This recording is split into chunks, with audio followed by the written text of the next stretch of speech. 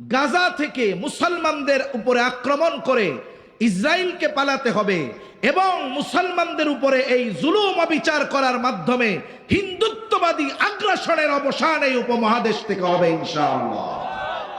এজন্য দ্বীনকে কেউ নিশ্চিহ্ন করে দিতে পারবে না, কারণ এই দ্বীনের হেফাজত আল্লাহ করবে। তা বলতেছিলাম, আফগানিস্তানে দেখেন 22 বছর দ্বারা হামলা করছে। যখন হিসাব নিকাশে দেখলো 22 বছরের হিসাব নিকাশে পাওয়ার খাতা শূন্য, এবার তারা পালায় গেছে। পালায় যাওয়ার সময় কি হলো, 22 বছর আগে অন্যায়ভাবে যাদের উপরে আক্রমণ করেছিল তাদের হাতেই আবার দেশের ক্ষমতা দিয়ে গেছে। একটা জিনিস মনে রাখতে হবে, কিছু ধাতু আছে, কিছু জিনিস আছে যেগুলো আগুনে পুড়লে আরো মজবুত হয়, খাঁটি হয়। কোনো ব্যক্তি যদি স্বর্ণকে পরিপূর্ণ খাঁটি বানাতে চায়, আগুনে পোড়াইতে হবে। ওই মানুষগুলো 22 বছর আগে যত খাঁটি ছিল, এই 22 বছরের গোলা বারুদ তাদেরকে আরো খাঁটি হিসাবে পরিণত করেছে। এইবার দায়িত্ব তাদের হাতে দিছে। দেওয়ার সময় কি দিছে, একেবারে ধ্বংসস্তূপে পরিণত একটা দেশ। এই দেশ পুনর্গঠনের জন্য অর্থ দরকার, তাদের রিজার্ভে কিচ্ছু নাই, সব নিয়ে খালি হাতে তাদের হাতে দেশটা তুলে দিয়ে গেছে। ওরা মনে করছে যে মানুষেরা কিছুকাল পরে বলবে। খলিফাতুল মুসলিমিন হযরত ওমর রাদিয়াল্লাহু তাআলা আনহু ইহুদিকে বলতেছে, শোনো, আল্লাহর শপথ, এই আয়াত কোন দিন কোথায় কার উপরে নাজিল হয়েছে আমি জানি। এই আয়াত নাজিল হয়েছে বিদায় হজে আরাফার ময়দানে জাবালে রহমতে মুহাম্মদুর রাসূলুল্লাহ সাল্লাল্লাহু আলাইহি ওয়াসাল্লামের উপরে। এই আয়াত নাজিলের মাধ্যমে আল্লাহ তাআলা আমাদেরকে যেই জীবন বিধান দিয়েছেন তার পূর্ণাঙ্গতার ঘোষণা আল্লাহ তাআলা দিয়েছেন। তাহলে আমার আপনার নবীজির মাধ্যমে এক নম্বরে আল্লাহ তাআলা দিন পরিপূর্ণতার ঘোষণা দিয়েছেন। আল্লাহ বলেন, আল ইয়াউমা আকমালতু লাকুম দীনাকুম ওয়া আতমামতু আলাইকুম নি'মাতি ওয়া রাদিতু লাকুমুল ইসলাম দীনা। আল্লাহ তাআলা বলেন, আজকে আমি তোমাদের জন্য তোমাদের দিন তথা তোমাদের জীবন ব্যবস্থাকে পরিপূর্ণ করে দিলাম। সাথে সাথে আল্লাহ তাআলা বলেন, ওয়া আতমামতু আলাইকুম নি'মাতি, তোমাদের জন্য আমার নেয়ামত সমূহ পূর্ণ করে দিলাম। ওয়া রাদিতু লাকুমুল ইসলাম দীনা, এবং তোমাদের জন্য দিন হিসাবে ইসলামকে মনোনীত করলাম। তাহলে আল্লাহ তাআলার কাছে মনোনীত জীবন ব্যবস্থা, দিন জীবন ব্যবস্থা, এটা হলো ইসলাম। এই যে কথাটা আমাদের দিন ইসলাম, এই কথাটার ব্যাপারে আমাদের প্রত্যেককে কবরে জিজ্ঞাসিত হতে হবে। কবরের মধ্যে 3টা প্রশ্ন করা হবে, এটা আমরা সবাই জানি। শুধু মুসলিম জানে তা না, অমুসলিমও জানে। 3 প্রশ্ন করবে। এক প্রশ্ন বলে, মার রব্বুকা, তোমার রব কে? দ্বিতীয় প্রশ্ন, ওমা দীনুক, তোমার দিন কি? তৃতীয় প্রশ্ন নবীজিকে দেখিয়ে বলা হবে, মা হাযার রাজুলুল্লাযী বুইসা ফীকুম, অথবা জিজ্ঞাসা করা হবে, ওমার নাবিয়ুক, তোমার নবীকে? এই 3টি প্রশ্নের জবাব যেই মুসলমান মোটামুটি বুঝে সে জানে। শুধু তাই না, এই 3 প্রশ্নের জবাব যদি অমুসলিমদেরকে জিজ্ঞাসা করা হয় তারাও বলতে পারবে, জবাব দিতে পারবে। কিন্তু বাস্তবতা হলো, যদিও এই প্রশ্ন জানা, প্রশ্নের জবাবগুলো জানা, কিন্তু জায়গা মতো গিয়ে এই প্রশ্নের জবাব দেওয়া বড় কঠিন হয়ে যাবে। কেন? কারণ দুনিয়ার প্রশ্নের জবাবের সম্পৃক্ততা লেখাপড়ার সাথে। পরীক্ষার হলে গিয়ে কে জবাব দিতে পারবে বেশি? বলে যে ভালো মতো লেখাপড়া করছে, বেশি ক্লাস ঠিক মতো করছে, লেখাপড়া ঠিক মতো করছে, ও পরীক্ষার হলে গিয়ে দেখবে প্রশ্ন যেটাই পড়ে ওইটারই জবাব দিতে পারে। আবার অনেকে আছে দুনিয়ার মধ্যে পরীক্ষার হলের মধ্যে নকল নিয়ে যায়, নকল। যখন দেখে যে প্রশ্নের আলোকে আমার নকলগুলার মধ্যে জবাব বাইদা গেছে, ও জবাব দিয়া দিতে পারে, তাহলে দুনিয়ার পরীক্ষার হলের মধ্যে দুনিয়ার পরীক্ষার প্রশ্নের জবাব এটা মুখস্থ করলে দেওয়া যায়। কারণ এই জবাব দেওয়ার সম্পৃক্ততা হলো লেখাপড়ার সাথে।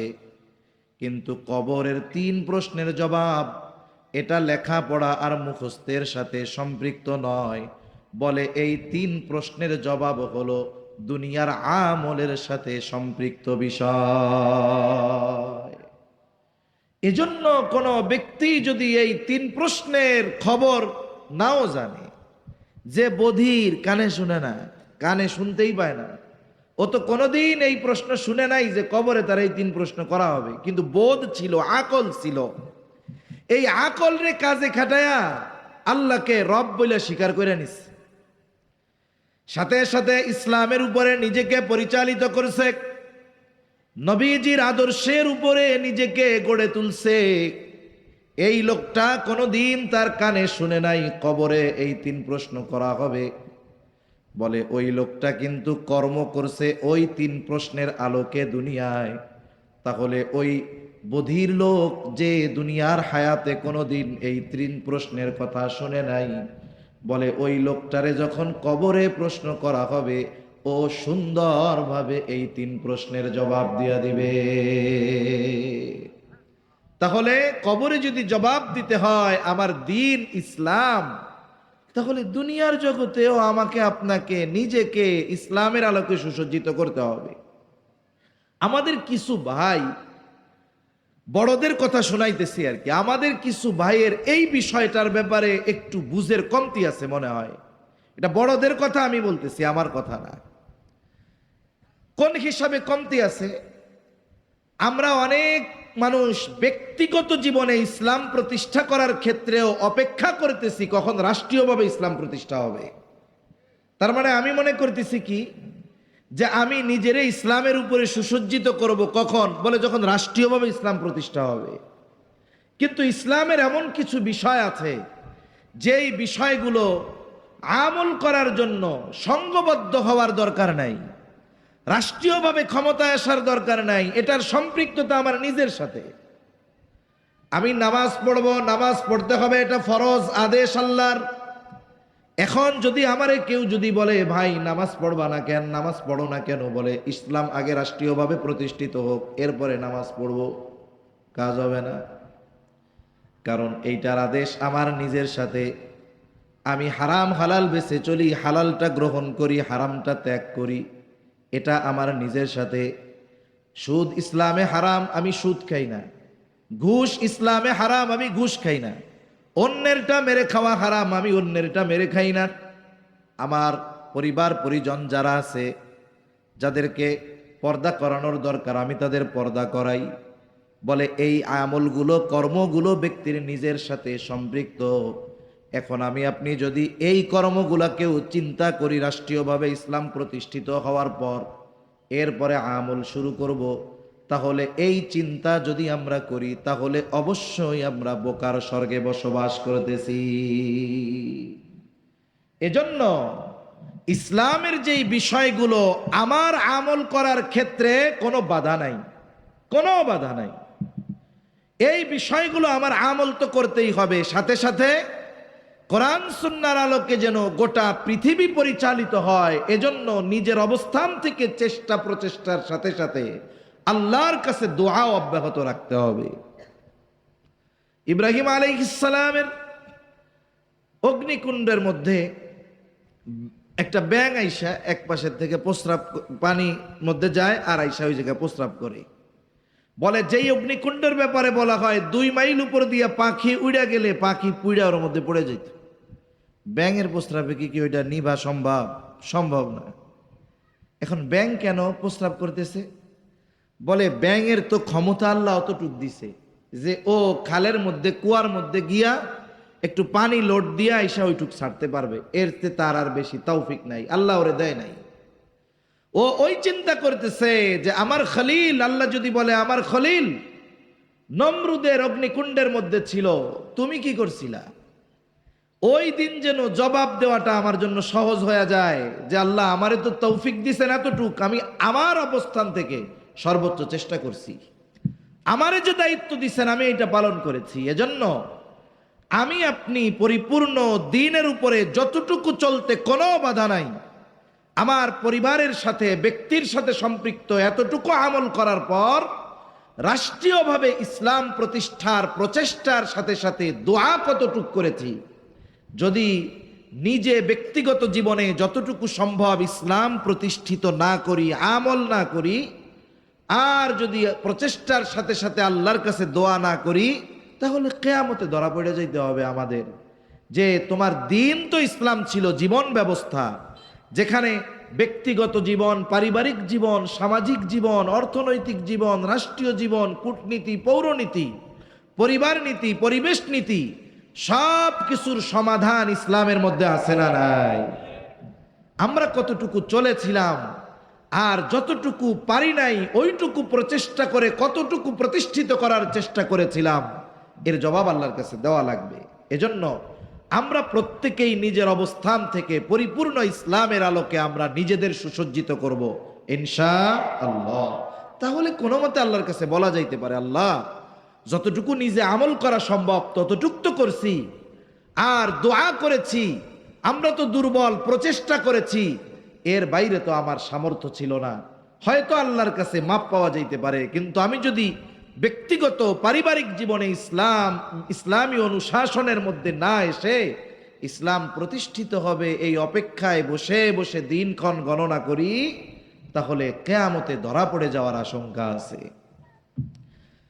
তাহলে বলতেছিলাম আল্লাহ রাব্বুল আলামিন জানায় দিলেন আমার আপনার নবীজির মাধ্যমে এক নাম্বার আল্লাহ তাআলা শরীয়তের পূর্ণতা প্রদান করেছেন, জীবন ব্যবস্থার পূর্ণতা প্রদান করেছেন। এই জন্য ইসলাম হলো এমন এক জীবন ব্যবস্থা, মানব জীবনের এমন কোনো দিক খুঁজে পাওয়া যাবে না যে এই সমস্যার সমাধানটা ইসলামের মধ্যে নাই। মানব জীবনের সকল সমস্যার সমাধান ইসলামে আছে, এটা বিশ্বাস করতেই হবে। তাহলে 2 নম্বরে আমার আপনার নবীর মাধ্যমে আল্লাহ তাআলা পূর্ণতা দিয়েছেন নিয়ামতের। এখানে খুব গুরুত্বপূর্ণ একটি বিষয়, আল্লাহ তাআলা শরীয়তের পূর্ণতার পাশাপাশি নিয়ামতের পূর্ণতার ঘোষণা দিয়েছেন। আল ইয়াউমা আকমালতু লাকুম দীনাকুম ওয়া আতমামতু আলাইকুম নি'মাতি, আজকে আমি তোমাদের জন্য তোমাদের দ্বীন পরিপূর্ণ করে দিলাম, সাথে সাথে ওয়া আতমামতু আলাইকুম নি'মাতি, তোমাদের উপরে আমার নিয়ামত পরিপূর্ণ করে দিলাম। তাহলে শরীয়ত সাথে সাথে আসছে নিয়ামতের কথা। কেন? বাস্তবতা হলো আমার আপনার হায়াতের এমন একটা মুহূর্ত অতিবাহিত হয় না যেই মুহূর্তে আমরা আল্লাহ তাআলার নিয়ামত ভোগ করি না। তবে যদি পরিপূর্ণ শরীয়ত মানতে পারি তবেই আল্লাহ তাআলার পক্ষ থেকে পরিপূর্ণ নিয়ামত পাওয়া যাবে। আল্লাহর নিয়ামত পরিপূর্ণ পাওয়া যাবে কখন? বলে পরিপূর্ণ শরীয়ত মানা যাবে যখন। শরীয়ত এর উপরে যদি চলা যায়, দ্বীনের উপরে যদি চলা যায়, আল্লাহ তাআলা আসমান জমিনের বরকতের দরজাগুলা খুলে দেয়। যেমন কোরআনুল কারীমের মধ্যে আল্লাহ তাআলা বলেন, ওয়ালাউ আন্না আহলাল কুরা আমানু ওয়াত্তাকাউ লাফাতাহনা আলাইহিম বারাকাতিম মিনাস সামাই ওয়াল আরদ। আল্লাহ তাআলা বলেন, লাউ আন্না আহলাল কুরা আমানু ওয়াত্তাকাউ, যদি এই জনপদের অধিবাসীরা ঈমান আনে আর মুত্তাকি হয়ে যায়, আল্লাহ তাআলা বলেন লাফাতাহনা আলাইহিম বারাকাতিম মিনাস সামাই ওয়াল আরদ, তাহলে আমি তাদের জন্য আসমান এবং জমিনের বরকতের দরজাগুলো খুলে দিব। তাহলে আসমান জমিনের বরকতের দরজা যদি আল্লাহর পক্ষ থেকে খোলাতে হয় তাহলে ঈমান লাগবে, তাকওয়া লাগবে। এখন শরীয়তের সাথে সাথে নিয়ামত পাওয়া যাবে কেমনে? এর একটা উদাহরণ, অনেক দূরের বিষয় না, একেবারে কাছাকাছি সময়ের একটা উদাহরণ দিই। যেমন এই পৃথিবীতে একটি দেশ আছে, এই দুনিয়ার হিসাবে ক্ষমতার দিক দিয়ে যারা সবচাইতে ক্ষমতাধর দেশ, সুপ্রিম পাওয়ারের অধিকারী আমেরিকা। এখন পর্যন্ত আমেরিকা তার একটি সম্মিলিত সেনাবাহিনী আছে যারে আমরা ন্যাটো নামে চিনি। ইউরোপের অনেকগুলো দেশ মিলে একটা যৌথ সেনাবাহিনী। আমেরিকার নেতৃত্বে এই ন্যাটো জোট ওই দেশটাতে প্রায় 2 যুগ 22 বছরের কাছাকাছি একাধারে এমন কোনো দিন নাই যে ওই দেশে তারা বোমা হামলা করে নাই, বিমান হামলা করে নাই, তছনছ করে নাই, ধ্বংসযজ্ঞ চালায় নাই। 22 বছরের উপরে। বলেন তো সেই দেশটার নাম কি? আফগানিস্তান। 22 বছর পরে যখন তারা হিসাব নিকাশ করতেছে, যে দেখতেছে এই 22টা বছর আমাদের শুধু লস, আমাদের শুধু লস প্রজেক্ট, আমরা ওদের মেরেছি ঠিক, কিন্তু নিশ্চিহ্ন করে দিতে পারি নাই। প্রকৃত ইমানদার যারা, এরা মরে গেলে হেরে যায় না। আমরা অনেক সময় মনে করি মারা যাওয়া মানে হেরে যাওয়া, বিষয়টা তেমন নয়। কোরআনুল কারিমে আর একটা ঘটনা আসছে সূরা বুরুজের মধ্যে, আসহাবে উখদুদের ঘটনা। এইখানে বাদশাহ ইউসুফ জুরনওয়াজ আব্দুল্লাহ বিন তামের মেরে ফেলছে। লম্বা ইতিহাস, সর্বশেষ কথা বলতেছি। যখন বাদশাহ আব্দুল্লাহ বিন তামেরকে বারবার চেষ্টা করেও হত্যা করতে পারতেছে না, আব্দুল্লাহ বিন তামের তাওহীদের পক্ষের লোক, সে বাদশারে এক বুদ্ধি দিছে যে আমার কথা মতো যদি আমারে মারতে আসো, মারো, তাইলে তোমার উদ্দেশ্য সফল হবে। মানুষ যখন প্রতিশোধ পরায়ণ হয়ে যায়, সে তার সামনের কাজের ফলাফল কি হতে পারে এটা সে তখন চিন্তা করে না। এজন্য প্রতিশোধ পরায়ণ যখন মানুষ হয়ে যায়, হিতহিত জ্ঞান শূন্য হয়ে যায়। এর উপমা কোরআন থেকেও দেওয়া যাবে, এই নিকট অতীত থেকেও দেওয়া যাবে।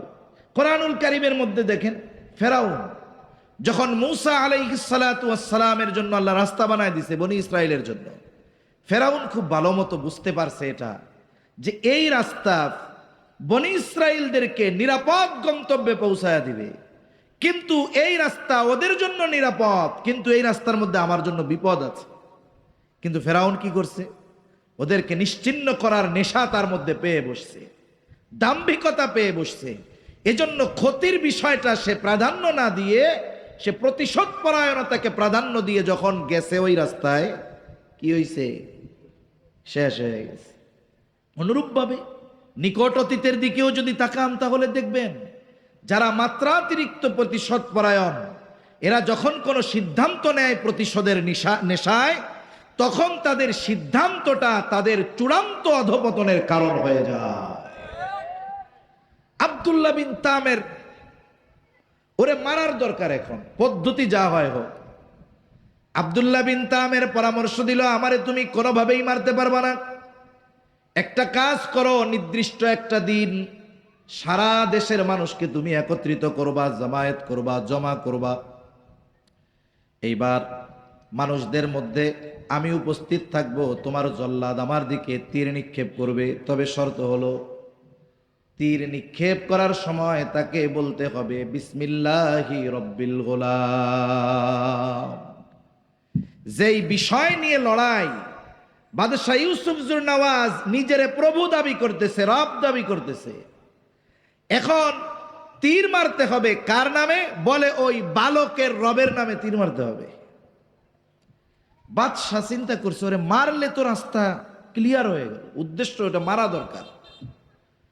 এলান করে দেওয়া হলো, সারা দেশের মানুষ, লোকে লোকারণ্য সবাই দেখতে চলে আসছে। মা তার দুগ্ধপোষ্য শিশুরে নিয়ে চলে আসছে।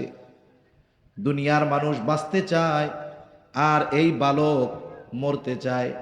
সব মানুষ উৎসুক দৃষ্টিতে তাকায় আছে, কি ঘটবে এখন। এইবার জল্লাদ আব্দুল্লাহ বিন তামেরের দিকে বিসমিল্লাহি রব্বিল গোলাম বলে তীর মাইরা দিল।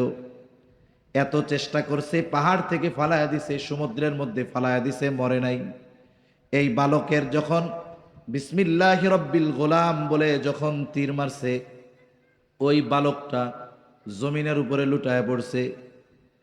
এই দৃশ্যটা দেখা উপস্থিত সব মানুষ তাদের জবানে উচ্চারণ করে উঠছে, আমানতু বিরব্বিল গোলাম। যেই বালক তার রবের নামে তীর নিক্ষেপ করছে, তার দিকে মারা গেছে, আমরা সকলেও ওই বালকের রবের উপরে ঈমান আনলাম। এখন বলেন তো, এখানে তো বালকটা মারা গেছে, কিন্তু সে কি হারিয়ে গেছে? এজন্য মনে রাখতে হবে, ঈমানদার মৃত্যুর মাধ্যমে হেরে যায় না, বরং ঈমানদারের মৃত্যুর মাধ্যমে চূড়ান্ত এবং নতুন বিজয় ঈমানদারদের পদচুম্বন করে। ঠিক কিনা বলেন? এজন্য দেখতেছেন না কি হচ্ছে দুনিয়ায়। গতকালকের খবর, ভারতের মনে হয় পার্লামেন্টে বিল পাস হয়েছে, 27 লক্ষ একর ওয়াকফকৃত জমি মুসলমানদের, এটা এখন হিন্দুদের তত্ত্বাবধানে চলে যাচ্ছে, দখল দেওয়ার পায়তারা চলতেছে। 27 লক্ষ একর। মনে রাখতে হবে, যেই আইন করে ওই ইংরেজ বেনিয়ারা তৎকালীন সময়ে এই উপমহাদেশের প্রায় লাখের কাছাকাছি মাদ্রাসাগুলার জমিন দখল দিছিল, মাদ্রাসাগুলা ধ্বংস করছিল, সেই আইন করতেছে মোদী সরকার। তাহলে কি হয়? মনে রাখতে হবে, বড় কোনো পরিবর্তনের আগে বড় ধরনের কোনো আভাস পাওয়া যায়। ঠিক কিনা বলেন? এই স্থাপনাগুলোর মধ্যে কি আছে? মসজিদ আছে, মাদ্রাসা আছে, মুসলমানদের কবরস্থান আছে, অনেক জমি আছে যেগুলার কাগজপত্র হয়তো ঠিক নাই, অনেক আগে মানুষ ওয়াকফ করে দিছে, হয়তো সমস্যা আছে, থাকতে পারে, কিন্তু শতাব্দীর পর শতাব্দী ধরে ওইখানে ওই স্থাপনাগুলো আছে। এগুলা ছলে বলে কলে কৌশলে দখল দিয়ে মুসলমানদেরকে ধ্বংসের চেষ্টা এই হিন্দুত্ববাদী শক্তি করতেছে। মনে রাখতে হবে, আমরাও পূর্ব আকাশে দেখতে পাচ্ছি নবীজি সাল্লাল্লাহু আলাইহি ওয়াসাল্লামের যেই ভবিষ্যৎবাণী, যে পূর্ব দিকে মুশরিকদের সাথে মুসলমানদের এক যুদ্ধ হবে, আমরাও ওই যুদ্ধের পদধ্বনি শুনতে পাচ্ছি। ঠিক কিনা বলেন?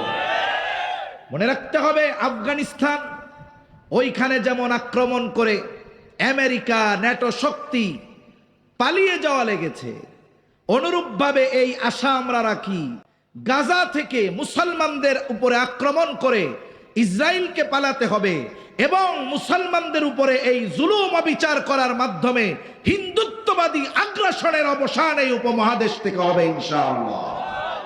এজন্য দিনকে কেউ নিশ্চিহ্ন করে দিতে পারবে না, কারণ এই দিনের হেফাজত আল্লাহ করবে। তা বলতেছিলাম, আফগানিস্তানে দেখেন 22 বছর দ্বারা হামলা করছে।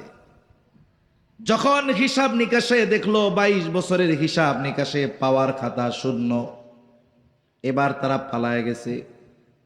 পালায়ে যাওয়ার সময় কি হলো, 22 বছর আগে অন্যায়ভাবে যাদের উপরে আক্রমণ করেছিল তাদের হাতেই আবার দেশের ক্ষমতা দিয়ে গেছে। একটা জিনিস মনে রাখতে হবে, কিছু ধাতু আছে, কিছু জিনিস আছে যেগুলো আগুনে পুড়লে আরো মজবুত হয়, খাঁটি হয়।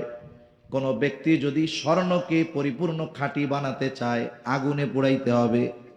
ওই মানুষগুলো 22 বছর আগে যত খাঁটি ছিল, এই 22 বছরের গোলা বারুদ তাদেরকে আরো খাঁটি হিসাবে পরিণত করেছে। এইবার দায়িত্ব তাদের হাতে দিছে। দেওয়ার সময় কি দিছে? একেবারে ধ্বংসস্তূপে পরিণত একটা দেশ, এই দেশ পুনর্গঠনের জন্য অর্থ দরকার, তাদের রিজার্ভে কিচ্ছু নাই, সব নিয়ে খালি হাতে তাদের হাতে দেশটা তুলে দিয়ে গেছে। ওরা মনে করছে যে মানুষেরা কিছুকাল পরে বলবে, এ উপায় পাস নাই না, এইটাই স্বপ্ন দেখছস তুই। চিন্তা করছে যে এই দেশের মানুষ যখন খাবার পাবে না, কিচ্ছু পাবে না, এমনিই ওদের বিরুদ্ধে আন্দোলন শুরু করবে। কিন্তু রাষ্ট্র পরিচালনার দায়িত্ব বলা যায় এই দুনিয়ার শ্রেষ্ঠ ইমানদার আর মুত্তাকিদের হাতে গেছে। 3 বছর এখনো হয় নাই, বলে অর্থনৈতিক সমৃদ্ধি কেমন, গোটা দুনিয়ার মধ্যে আফগান মুদ্রার মান সবচাইতে বেশি বাড়তেছে। আমাদের দেশের চাইতে আফগানের মুদ্রার মান আরো বেশি। শুধু তাই না, এই দুনিয়ার মোল্লারা দাড়ি টুপি মাথায় দিয়া, এই মোল্লাগুলোই দুনিয়ার সর্বাধুনিক প্রযুক্তির গাড়ি আবিষ্কার করতেছে। কৃষি ক্ষেত্রে আল্লাহ তাআলা বিপ্লব ঘটানোর তৌফিক তাদের দিছে। দেখেন বাংলাদেশে ওই যে সাফা জুস আছে, সাফা আমরা 250 টাকা করে কিনা খাইছি, এই জুস গোটা পৃথিবীতে তাদের দেওয়ার মতো সুযোগ নাই। এই জুসের সবচাইতে বড় আমদানিকারক হইল আমেরিকা। কারণ ওরা জানে যে ওই দেশে যদি কেউ ভেজাল করতে চায় তাহলে তার কল্লা থাকবে না। আল্লাহ তাআলা জমিনের বরকতের দরজা খুলে দিছে, একের পর এক তেলের খনি পাইতেছে। ব্রিটিশ আমেরিকানরা চিন্তা করে তুলবে কেমনে, বলে আল্লাহ মোল্লা মাথায় বুদ্ধি দিছে, নিজস্ব পদ্ধতিতে তেল উৎপাদন তারা শুরু করেছে। সুবহানাল্লাহ। তাহলে যে কথা বলতেছিলাম, এত অল্প সময়ে এত নেয়ামত পাবার অন্যতম কারণ হলো তারা এই গোটা দুনিয়ার মধ্যে শরীয়তের আলোকে চলার সবচাইতে বেশি চেষ্টা করে। এই মানুষগুলো শরীয়তকে ধারণ করেছে, ইসলামকে ধারণ করার কারণে ধ্বংস বিধ্বস্ত একটি দেশ 3 বছরের মাথায় গোটা পৃথিবীর মধ্যে মাথা উঁচু করে দাঁড়িয়ে গিয়েছে। এজন্য যেখানে শরীয়ত ওই জায়গায় আল্লাহ তাআলার পরিপূর্ণ নেয়ামত। এজন্য এই দুইটা বিষয় আল্লাহ তাআলা পাশাপাশি বলছে, নেয়ামত শরীয়ত পরিপূর্ণ করছি, নেয়ামত পরিপূর্ণ করছি। নবীজি সাল্লাল্লাহু আলাইহি ওয়াসাল্লামের মাধ্যমে আল্লাহ তাআলা নবুয়তির পূর্ণতা দিয়েছেন। আল্লাহ তাআলা কোরআনুল কারীমের মধ্যে জানায় দেন, মা কানা মুহাম্মাদুন আবা আহাদিম মির রিজালিকুম ওয়ালাকির রাসূলুল্লাহি ওয়া খাতামান নবিয়্যিন। আল্লাহ তাআলা বলেন, মুহাম্মদ সাল্লাল্লাহু আলাইহি ওয়াসাল্লাম তোমাদের কোনো পুরুষের পিতা নয়, তিনি হলেন আল্লাহর রাসূল, শেষ নবী। আমার আপনার নবী শেষ নবী, এটাই আল্লাহ তাআলার পক্ষ থেকে ওহী মাধ্যমে আল্লাহ তাআলা জানায় দিয়েছেন। খতমে নবুয়তের সবচাইতে বড় দলিল। কারণ যারা খতমে নবুয়তকে অস্বীকার করে তাদের জেনে রাখা দরকার যে বেঈমান হওয়ার জন্য গোটা কোরআন অস্বীকার করা লাগে না, একটা সূরা অস্বীকার করা লাগে না, একটা আয়াত অস্বীকার করা লাগে না, একটা শব্দ অস্বীকার করা লাগবে না, কোরআনের একটা নুকতা অস্বীকার করার দ্বারা বেঈমান হওয়ার জন্য যথেষ্ট। এজন্য যারা খতমে নবুয়তকে অস্বীকার করে কাদিয়ানী গোলাম আহমদ কাদিয়ানীরেও শেষ নবী বলে বলতে চায়, নিঃসন্দেহে এই মানুষগুলো কাফের, কোনো সন্দেহ আছে?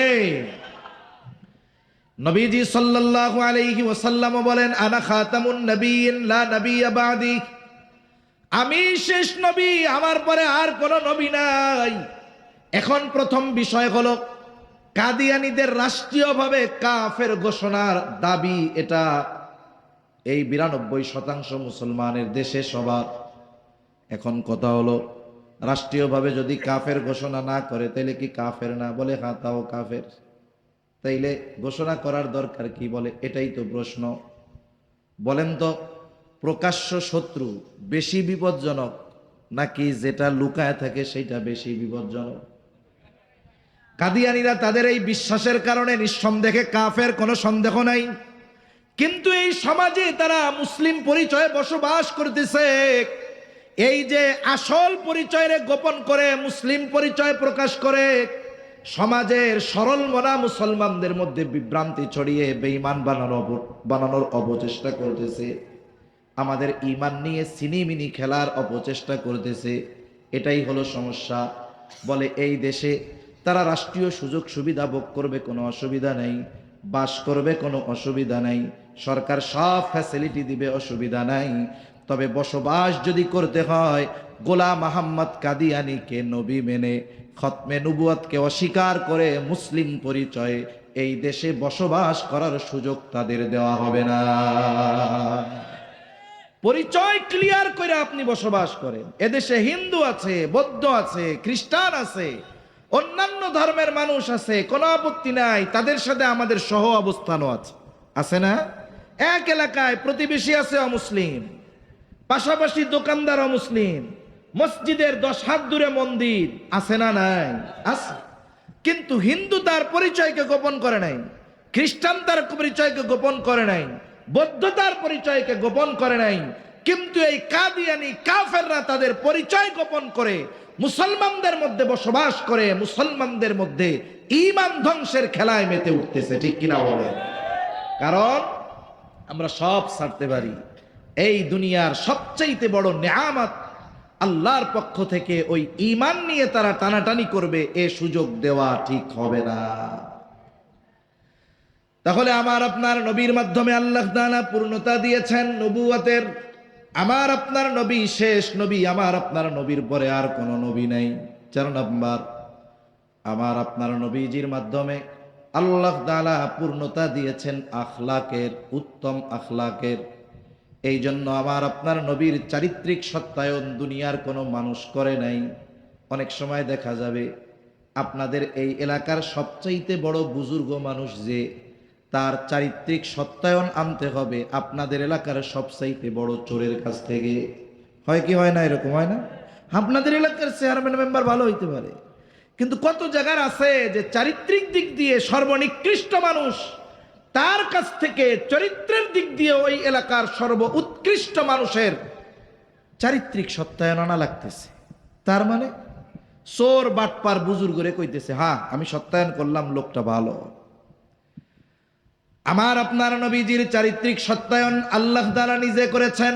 আল্লাহ তাআলা বলেন, ওয়া ইন্নাকা লাআলা খুলুকিন আযীম, আপনি মহান চরিত্রে অধিষ্ঠিত। আমার আপনার নবীজির চারিত্রিক সৌন্দর্য কেমন?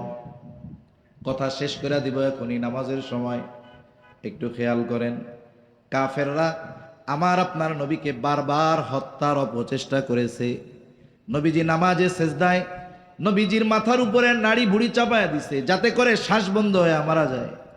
নবীজির গলার সাথে কাপড় পেঁচায় ধরছে যাতে শ্বাসরুদ্ধ হয়ে মারা যায়। প্রত্যেক গোত্র থেকে এক একজন যুবক নির্বাচন করা হয়েছে, সম্মিলিতভাবে নবীজিকে হত্যার অপচেষ্টা তারা করেছে। কিন্তু ইতিহাস এই কথা বলে যে মক্কার মুশরিকেরা নবীজিকে হত্যার অপচেষ্টা করেছে ঠিক, কিন্তু তারা কখনো নবীজির চরিত্রের ব্যাপারে অপবাদ দেওয়ার দুঃসাহস করতে পারে না। কাফেররা হত্যা করার চেষ্টা করেছে কিন্তু অপবাদ দেওয়ার দুঃসাহস করতে পারে নাই। সুবহানাল্লাহ। তাহলে এই মানুষটার চরিত্র কেমন ছিল? এজন্য আমার আপনার নবী নিজেও বলেন, ইন্নামা বুইসতু লিউতাম্মিমা মাকারিমাল আখলাক। আমার আপনার নবীর আগে সব নবী উত্তম চরিত্রওয়ালা, কোনো সন্দেহ নাই।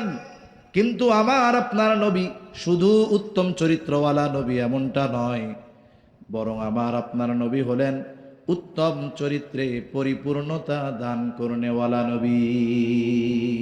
এজন্য নবীজির সিরাত জীবনী হলো এমন এক জীবনী যে মানব জীবনের যে কোনো সমস্যার প্র্যাকটিক্যাল সমাধান নবীর জীবন থেকে পাওয়া যায়।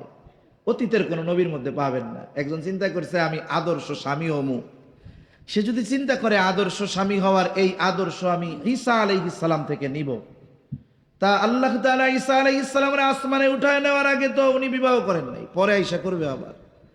এখন কেউ যদি এই চিন্তা করিয়া ঈসা আলাইহিস সালামের জীবনীতে খুঁজে যে আমি একজন আদর্শ স্বামী হব ঈসা আলাইহিস সালামের জীবনীর আলোকে, খুঁজে পাওয়া সম্ভব? সম্ভব না। এজন্য নবীজির জীবন হলো বহুমুখী এক জীবন। মানব জীবনের প্রত্যেকটা বিষয়ের প্র্যাকটিক্যাল সমাধান আমার আপনার নবীজির জীবন থেকে পাওয়া যায়।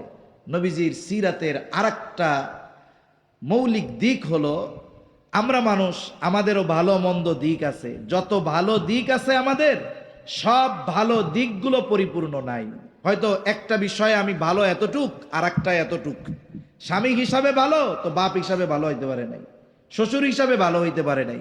কিন্তু নবীজির চারিত্রিক গুণাবলীর যতগুলো দিক আছে, সব দিকগুলাতে আমার আপনার নবী সর্বোচ্চ উত্তম চরিত্রের অধিকারী। সুবহানাল্লাহ।